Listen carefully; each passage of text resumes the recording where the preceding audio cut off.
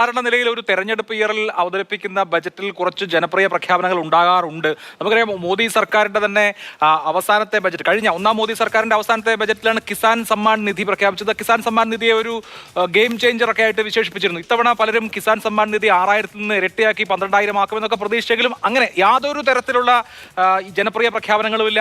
അതേസമയം തന്നെ ഈ മധ്യവർഗത്തെ പ്രീണിപ്പിക്കാനോ അല്ലെങ്കിൽ അവരെ കൂടുതൽ ആകർഷിക്കാനോ നികുതി നിരക്കുകളിൽ ഒരു തരത്തിലുള്ള മാറ്റവും വരുത്തിയിട്ടില്ല. വളരെ സാധാരണമായ ഒരു ഇടക്കാല ബജറ്റ് എന്ന് പറഞ്ഞാൽ BJP ഈ ഓൾറെഡി തന്നെ വിജയം ഉറപ്പിച്ച മട്ടിൽ, അതായത് പുതുതായിട്ട് ഇനി ഒന്നും വേണ്ട എന്ന ഒരു സമീപനം ഇതിനകത്തുണ്ടോ?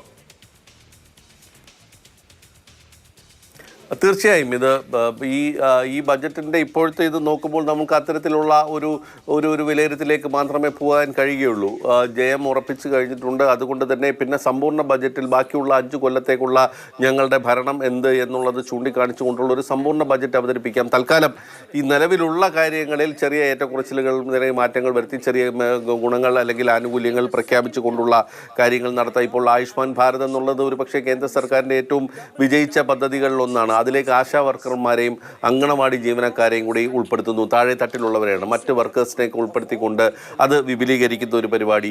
കാർഷിക മേഖലയിലെ വരുമാനം കൂട്ടുമെന്നുള്ളൊരു പ്രഖ്യാപനത്തിലേക്ക് അപ്പുറത്തേക്ക് മാറിയിട്ട് നേരത്തെ പറഞ്ഞ പോലെ സമ്മാന നിധിയിലേക്ക് കൂടുതൽ പണം നൽകുമെന്നുള്ളൊരു വിലയിരുത്തലിലേക്ക് സർക്കാർ പോകുന്നില്ല.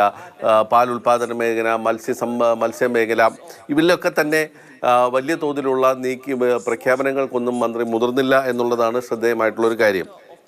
പിന്നെ അവകാശവാദങ്ങൾ കൂടുതലുണ്ടായി. ഇപ്പോൾ സീ ഫുഡ് എക്സ്പോർട്ടുകളുടെ കാര്യത്തിൽ, കയറ്റുമതിയുടെ കാര്യത്തിൽ വലിയ വർധനയാണ് ഉണ്ടായത്. ഇരട്ടിയായി മാറിക്കഴിഞ്ഞു എന്നുള്ളൊരു ഇത് വന്നു. പിന്നെ നമുക്ക് എടുത്തു പറയാവുന്ന റെയിൽവേയുമായി ബന്ധപ്പെട്ട് പറയുന്നത് ഈ 3 റെയിൽവേ ഇടനാഴി അല്ലെങ്കിൽ കോറിഡോർ പ്രഖ്യാപിക്കാൻ സർക്കാർ തയ്യാറായിട്ടുണ്ട് എന്നുള്ളതാണ്. അത് തുറമുഖങ്ങളുമായി ബന്ധപ്പെട്ട ഒരു ഇടനാഴി, ഹരിതോർജ്ജവുമായി ബന്ധപ്പെട്ട ഒരു ഇടനാഴി. അപ്പോൾ അത്തരത്തിൽ ഒരു മാറ്റങ്ങൾ വരുന്നു എന്നുള്ളത്. പിന്നെ ഈ 10 കൊല്ലത്തിനിടയിൽ സർക്കാർ വിവിധ വിമാനത്താവളങ്ങളുടെ വികസനം കൊണ്ടുവന്നു എന്നുള്ള അവകാശപ്പെടുന്നു. അതൊരു ശരിയാണ്.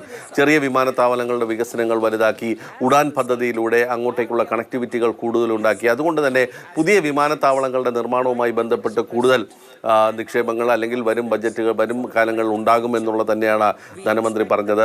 മെഡിക്കൽ കോളേജുകളുടെ കാര്യത്തിൽ, അതുപോലെ തന്നെ ഈ സർവകലാശാലകൾ സ്ഥാപിച്ച കാര്യത്തിലുള്ള അവകാശവാദങ്ങളാണ്.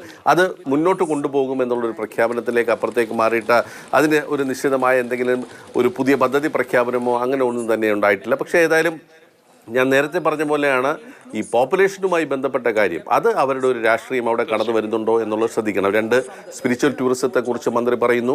2 പോപ്പുലേഷൻ കൺട്രോളും ഡെമോഗ്രാഫിക് ചേഞ്ചസും പഠിക്കുന്നതിന് ഒരു ഉന്നതതല സമിതിയെ രൂപീകരിക്കുന്നു എന്ന് പറയുന്നു.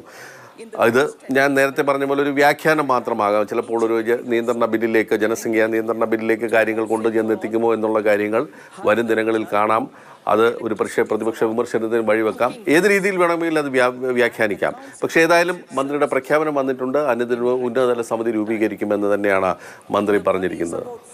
തീർച്ചയായും നമ്മളൊരു തെരഞ്ഞെടുപ്പ് ബജറ്റ് എന്നുള്ള നിലയിൽ കണ്ടാൽ യഥാർത്ഥത്തിൽ 2014 മുതൽ 2024 വരെ ഈ 10 വർഷം ഞങ്ങൾ എന്ത് ചെയ്തു എന്നതിന്റെ ഒരു പ്രസംഗം, നമുക്കതിനെ ഒരു റട്ടറിക്കൽ എന്ന് വേണമെങ്കിൽ വിശേഷിപ്പിക്കാം. ആ തരത്തിൽ കഴിഞ്ഞ 10 വർഷം കൊണ്ട് നരേന്ദ്രമോദി സർക്കാർ ഈ രാജ്യത്തിന് എന്ത് നൽകി എന്ന് പറയാൻ ശ്രമിച്ച, അല്ലെങ്കിൽ അത് പറഞ്ഞു വെക്കുന്ന ഒരു പ്രസംഗം എന്നുള്ള നിലയിൽ നമുക്ക് നിർമ്മല സീതാരാമന്റെ ഇന്നത്തെ ബജറ്റ് പ്രസംഗത്തെ വിലയിരുത്തിക്കൂടെ? അഭിലാഷ്, ഇന്നലെ രാഷ്ട്രപതിയുടെ പ്രസംഗവും സമാനമായ സ്വഭാവത്തിലുള്ളതായിരുന്നു. തൻ്റെ സർക്കാർ ചെയ്ത കാര്യങ്ങൾ എന്തൊക്കെ എന്നുള്ള ഒരു ആവർത്തനം ആയിരുന്നു രാഷ്ട്രപതിയുടെ പ്രസംഗം എന്ന് പറയുന്നത്. രാഷ്ട്രപതിയുടെ പ്രസംഗത്തിലും അത് തന്നെയായിരുന്നു. കഴിഞ്ഞ 10 കൊല്ലത്തിനിടയിൽ NDA സർക്കാർ ചെയ്ത കാര്യങ്ങൾ, അവ ഉണ്ടാക്കിയിട്ടുള്ള മാറ്റങ്ങൾ, അതിൽ ഊന്നൽ നൽകിയത് പക്ഷേ 3 തവണ രാമക്ഷേത്രത്തെക്കുറിച്ച് പറഞ്ഞുകൊണ്ടാണ്. അപ്പോൾ ഇവരുടെ കോർ അജണ്ട തന്നെ എടുത്ത് മുന്നോട്ട് വെച്ചുകൊണ്ടുള്ള അവരുടെ ഇതുവരെയുള്ള പ്രവർത്തനങ്ങൾ, കാര്യങ്ങൾ എടുത്തു പറഞ്ഞ് ഒരു ഇത് മാത്രമാണ് ഇപ്പോഴത്തെ നമുക്ക് ഈ ഇന്ററിം ബഡ്ജറ്റ് അല്ലെ ഇടക്കാല ബഡ്ജറ്റിലും കാണാൻ കഴിയുന്നത്. വളരെ കൃത്യമായി മന്ത്രി പറയുകയും ചെയ്തു, ഇത് മുൻ കീഴ്വഴക്കങ്ങൾ അനുസരിച്ച് അല്ലെങ്കിൽ ഇടക്കാല ബഡ്ജറ്റുകൾ മുൻകാലങ്ങളിൽ തുടർന്ന് വരുന്ന ഒരു നിലപാട് അനുസരിച്ച് ഞാൻ പുതിയ നികുതി നിരക്കുകൾ മാറ്റങ്ങളൊന്നും തന്നെ പ്രഖ്യാപിക്കുന്നില്ല എന്ന് പറഞ്ഞുകൊണ്ട് തന്നെയാണ് മന്ത്രി അവസാനിപ്പിച്ചത്.